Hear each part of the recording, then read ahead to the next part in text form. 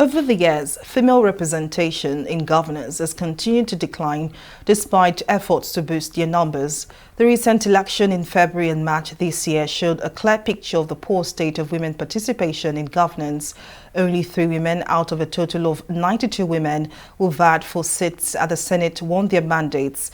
In the House of Representatives, only 15 emerged winner out of 286 were contested. As a solution, Kimpact's Development Initiative has organized a one-day gender-sensitive reporting training for media personnel. Our correspondent, Tamilore Akinkowule, has the details in this report. No less than 25 media personnel are yet to receive training on gender-sensitive reporting. The aim is to sensitize journalists to shun reportage that portrays women as weak and stereotypes that limit and trivialize women in the society.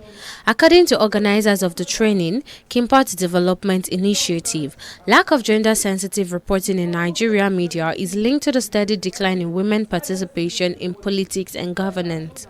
You know, democracy is all about inclusion. It's all about representation and equal representation for that matter. So one of the things we look at is that the women representation is low, and it has always been like that since we returned to democracy in 1999.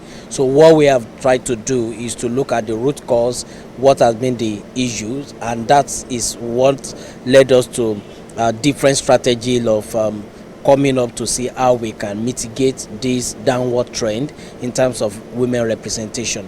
So one of the things we've been able to come up is this media pally with people to understand what do we need to do from the media angle to see how we can increase women representation in leadership, and which is key.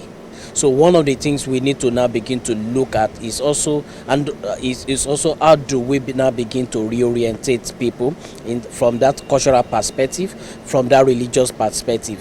And one of the key instruments to do that is media. Media is a powerful tool. Tool for reorientation, re-engineering, and education. The media needs to be intentional. They need to see the gap and know that we cannot reflect reality when just one sex is populating the assembly. So what we need to do is to expose what we have seen, let people have the data, and let people take action. Advocates say more women participation in politics could be used to provide solutions to tackle the issue of insecurity, eradicate poverty, and also reduce different levels of illiteracy. Women play critical roles. They also have perspectives that might be different from that of men. We are not saying necessarily better, but it's important that we harness the perspectives that women can bring to the political game and to leadership position to improve better lives for us, and even ensure better economic outcomes for all. Cultural norms, religions, use of language, misinformation, and fake news are major factors that contribute to the low participation of women in politics in Nigeria.